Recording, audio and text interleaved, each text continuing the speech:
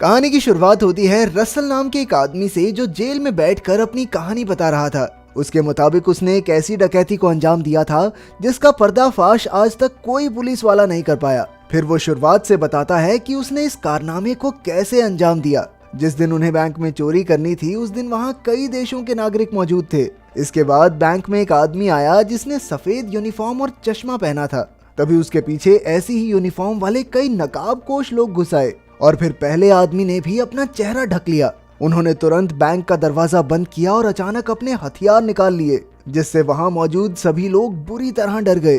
फिर चोरों ने वहां स्मोक बॉम्ब्स छोड़ दिए और तभी बाहर से गुजर रहे एक पुलिस वाले की नजर बैंक से निकल रहे धुएं पर पड़ गई। उसने तुरंत पुलिस को खबर कर दी, लेकिन तभी एक चोर ने उसे बंदूक दिखाकर धमकी दी कि उसने कई लोगों को बंदी बना रखा है। अगर पुलिस ने कुछ भी करने की कोशिश की तो वो सभी कैदियों को मौत के घाट उतार देंगे।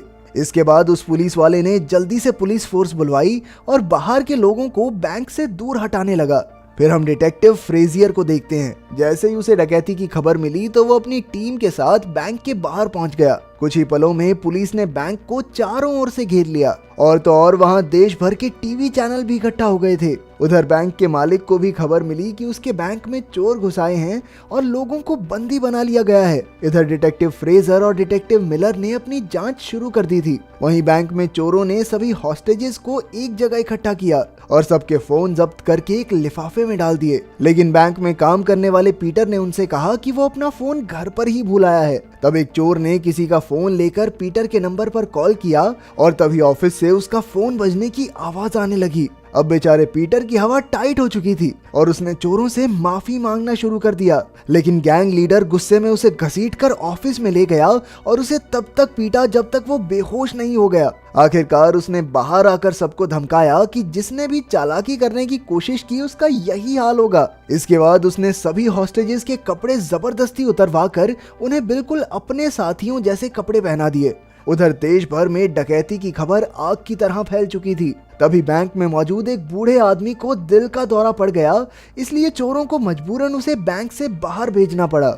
उसके बाहर आते ही पुलिस ने उससे काफी पूछताछ की, लेकिन उन्हें सिर्फ इतना ही पता चला कि अंदर यूनिफॉर्म पहने 4 चोर हैं और उनके पास हथियार भी हैं। इसके बाद हम देखते हैं कि बैंक के मालिक आर्थर ने मैडलिन नाम की एक लड़की को फोन करके मिलने बुलाया। जैसे ही वो आर्थर से मिली तो उसने कहा कि वो जानती है उस बैंक की एक तिजोरी में आर्थर का कोई राज छुपा है। वो जानना चाहती थी कि आखिर उस तिजोरी में है क्या, लेकिन आर्थर ने कहा कि उस तिजोरी में बेहद कीमती चीज है और वो नहीं चाहता कि किसी को भी इसके बारे में कुछ भी पता चले। उधर दोनों डिटेक्टिव्स को खबर मिली कि जिन गाड़ियों से चोर आए थे वो सब चोरी की ही थी। फिर पुलिस ने बैंक के सीसीटीवी कैमरास से अंदर देखने की कोशिश की, पर चोरों ने अब तक उन्हें तोड़ दिया था। इसके बाद अचानक चोरों ने एक हॉस्टेज के गले में बैग डालकर उसे बाहर भेज दिया। फिर जब पुलिस ने उससे बैग लिया तो उन्हें चोरों की लिखी हुई कुछ मांगे मिली। उन्हें रात 9 बजे तक 2 गाड़ियां और एक पायलट के साथ एक हवाई जहाज चाहिए, नहीं तो वो हर घंटे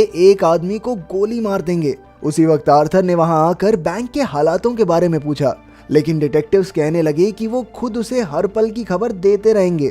इसके बाद चोरों ने पुलिस से अंदर बंद लोगों के लिए खाने पीने की मांग की और तब डिटेक्टिव को एक तरकीब सूझी। उसने बड़ी चालाकी से खाने के डब्बों में माइक्रोफोन्स लगा दिए ताकि वो बैंक में चोरों की बातें सुन सकें। फिर डिटेक्टिव फ्रेजर खुद डिब्बे लेकर बैंक तक पहुंचा और चोरों के बॉस से बात करने की कोशिश की, लेकिन बॉस ने उस पर कोई ध्यान नहीं दिया। आखिरकार उसने वापस आकर माइक्रोफोन्स के जरिए उनकी बातें सुननी शुरू की, लेकिन वो सब किसी अजीब सी भाषा में बात कर रहे थे। आखिरकार उन्होंने एक औरत को बुलाया जो ये भाषा जानती थी, लेकिन उस औरत ने बताया कि ये सिर्फ अल्बानिया के राष्ट्रपति का भाषण है और कुछ नहीं। असल में चोर काफी शातिर थे और ये पहले से जानते थे कि फ्रेजर चालाकी जरूर करेगा, इसलिए उन्होंने भी उसका वक्त बर्बाद करके थोड़ा फायदा उठा लिया। उधर बैंक में रसल और उसके साथी ने वही तिजोरी खोली और बैंक के मालिक के खुफिया कागजात चुरा कर कीमती हीरे वहीं छोड़ दिए। इधर शहर का मेयर मैडलिन के साथ फ्रेजर से मिलने आ पहुंचा। उसने कहा कि मैडलिन इस केस में उसकी मदद कर सकती है, लेकिन फ्रेजर ने इसके लिए साफ मना कर दिया। तभी रसल ने उसे बैंक से फोन किया और अपनी मांगे पूरी करवाने का दबाव बनाने लगा, पर फ्रेजर ने कहा कि उसे अभी थोड़ा और वक्त चाहिए। उधर मैडलिन ने सीधा रसल को फोन किया और कहा कि वो पुलिस वाली तो नहीं है, लेकिन उसके पास रसल के लिए एक बेहतरीन ऑफर है। आखिरकार रसल ने उसे बैंक में मिलने बुला लिया। जब वो अंदर पहुंची तो उसने रसल से कहा कि पुलिस तो जरूर उसे पूरी उम्र के लिए जेल में कैद कर देगी, लेकिन अगर वो मैडलिन का साथ देगा तो वो उसे बिना किसी इल्जाम के बरी करवा सकती है। साथ ही साथ उसे इस काम के लिए $20 लाख भी मिलेंगे। इस पर रसल ने कहा, देखो मैडम, कहानियां बुनना बंद करो और बताओ कि ये काम है किसका। लेकिन मैडलिन ने कोई नाम बताने से इनकार कर दिया। तब रसल ने उसे एक कहानी सुनाई। दूसरे विश्व युद्ध के दौरान एक अमेरिकी आदमी स्विट्जरलैंड के बैंक में काम करता था। उसने नाज़ियों के बीच अपने ओहदे का गलत फायदा उठाया और देखते ही देखते वो काफी अमीर हो गया।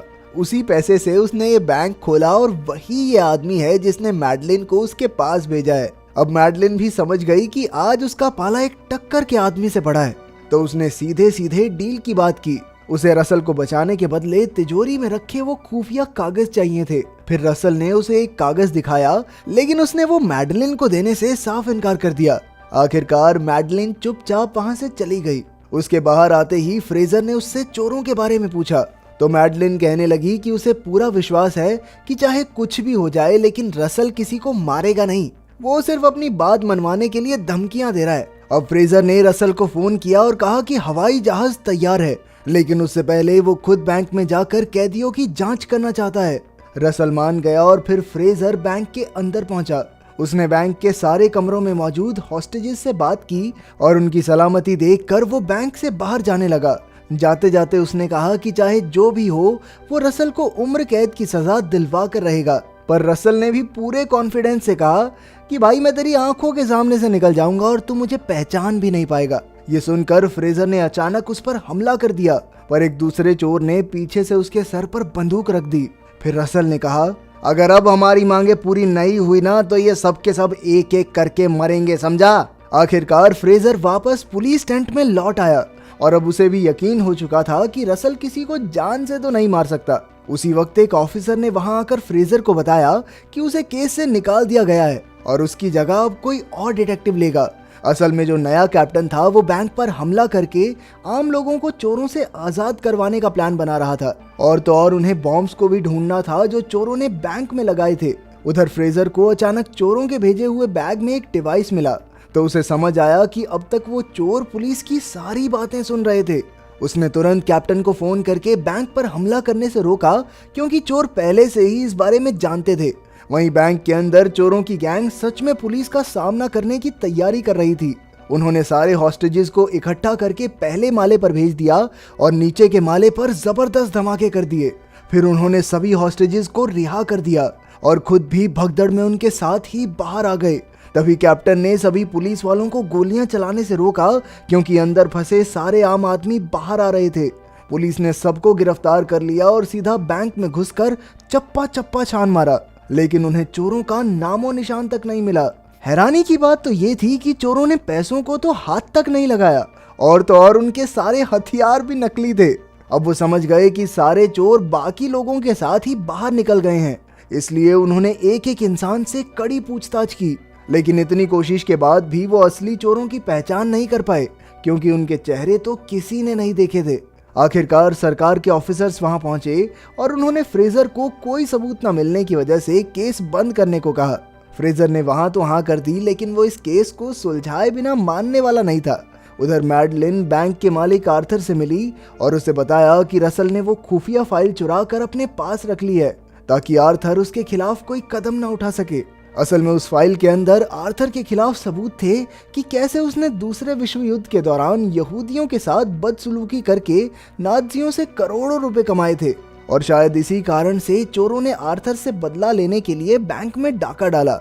आखिरकार आर्थर ने खुद की सफाई में कहा कि वो काफी जवान था और सफलता का नशा उसके सर पर चढ़ गया था, जिस वजह से वो अच्छे बुरे का फर्क ही भूल गया। इसके बाद हम फिर से रसल को देखते हैं, लेकिन वो जेल में नहीं बल्कि एक छोटे से कमरे में था। असल में जब उसने तिजोरी से फाइल चुराई तो उसने बैंक के मालिक के बेशकीमती हीरे भी चुरा लिए थे, और फिर वो बैंक के अंदर ही एक खुफिया कमरे में छिप गया। इस घटना के पूरे एक हफ्ते बाद उसके साथी उसे बैंक से लेने आए, लेकिन तभी हम देखते हैं कि फ्रेजर भी बैंक में घुस रहा था और अचानक उसकी टक्कर रसल से हो गई। पर फ्रेजर उसे पहचान नहीं पाया और रसल धूम मचा ले गाता हुआ सीधा जाकर अपने साथियों की गाड़ी में बैठ गया। उधर फ्रेजर ने बैंक में आर्थर की तिजोरी खुलवाई तो वहां उसे एक हीरे वाली अंगूठी और एक कागज मिला जिस पर लिखा था अंगूठी का पीछा करो। अब वो सीधा आर्थर से मिलने पहुंचा और इस अंगूठी के बारे में पूछा, लेकिन लाजमी सी बात है कि आर्थर ने उसे कोई ढंग का जवाब नहीं दिया। फिर जब उसने मैडलिन से पूछा तो ये खुलासा हुआ कि असल में ये अंगूठी एक यहूदी परिवार की थी, लेकिन उनके एक दोस्त ने उनसे गद्दारी करके उन्हें नाज़ियों के हवाले कर दिया और खुद इस अंगूठी का मालिक बन गया। ये सुनकर आखिरकार फ्रेजर अपने घर लौट आया, लेकिन तभी उसने देखा कि असली हीरा तो उसकी जेब में ही था। तब उसे एहसास हुआ कि बैंक में जिस आदमी से वो टकराया था वो रसल ही था। आखिरकार रसल ने अपनी बात पूरी कर दी थी। वो उसकी आंखों के सामने से निकल गया और फ्रेजर उसे फिर भी पकड़ नहीं पाया। लेकिन रसल तो फाइल के अलावा कुछ चुराने आया ही नहीं था। वो जानता था कि फ्रेजर को पैसों की सख्त जरूरत थी, इसलिए उसने हीरा चुरा कर फ्रेजर की जेब में रख दिया ताकि उसकी थोड़ी मदद हो जाए। अगर वीडियो पसंद आई तो लाइक कर देना, चैनल को सब्सक्राइब कर देना। मिलते हैं अगली वीडियो में।